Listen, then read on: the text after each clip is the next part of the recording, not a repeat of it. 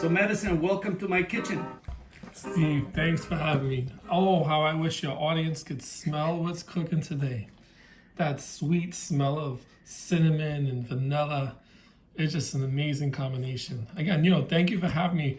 And you know me, I always like to make food that tastes good and is good for you. Wow, that's amazing because it sure was magical. I wish you guys out there could enjoy it. Today we are making French toast, non-dairy. We're using 1 cup of oat milk, 2 whole eggs, 1 tablespoon of vanilla, and a sprinkle with cinnamon. We mix it really well. Then what we do, we take the sourdough bread and we dip it into the liquid.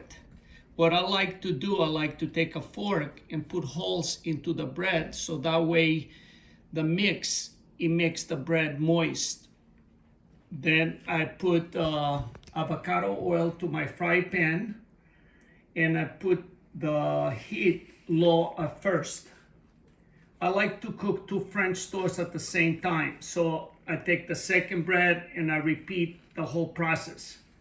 When I put both French toasts in the fry pan, I turn the heat up to medium.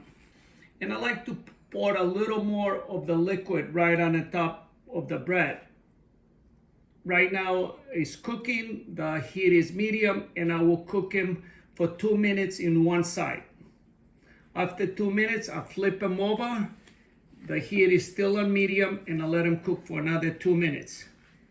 And you have the perfect French toast without butter, without milk, and no white bread. It's sourdough bread, and it makes it really special. Now we're gonna sit down and enjoy this delicious French toast. Please in the comments below, share some of your most memorable, brunch in the comment section. Breakfast. Yeah, and then, let's see if Steve, we can put him to the test because who would have thought a vegetarian French toast tastes this good and is good for you? Good energy every day, Steve. Always. Another home run, baby.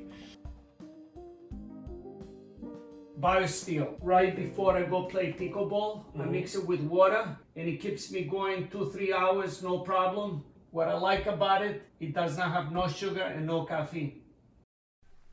Energy takes me where I wanna be.